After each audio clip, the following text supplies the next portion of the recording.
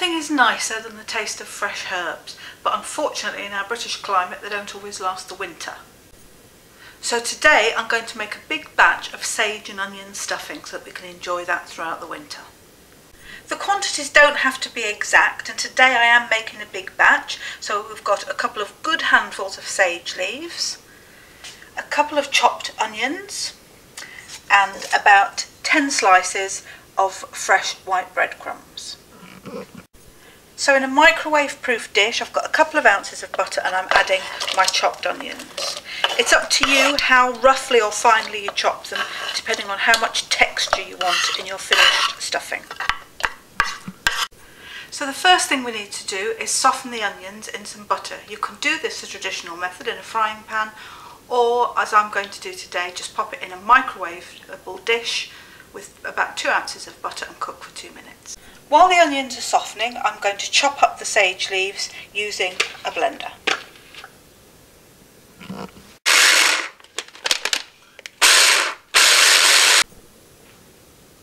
The beauty of doing the onions in the microwave is there's no chance of them going brown like a fried onion.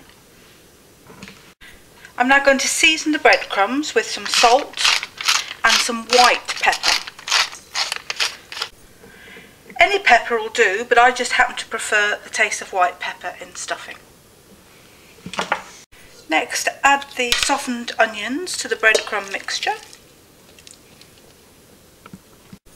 followed by the chopped sage. And of course, if you haven't got a blender or a food processor, there's nothing wrong with the old-fashioned board and knife method. Then just mix that all together so it's evenly distributed.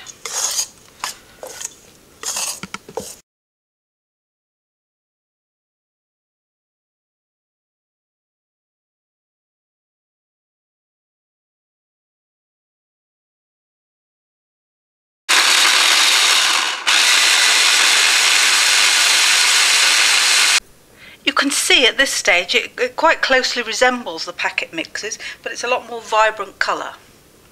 Then all we need to do is add a couple of beaten eggs to bind the mixture together.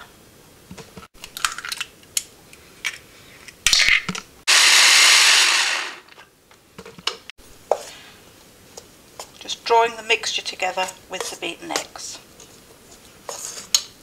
We don't want the mixture too soft, but it needs to be wet enough to pull together. I'm going to make my stuffing into little balls and put them straight into greased foil baking dishes so that when I need them I can just pop that straight in the oven from the freezer.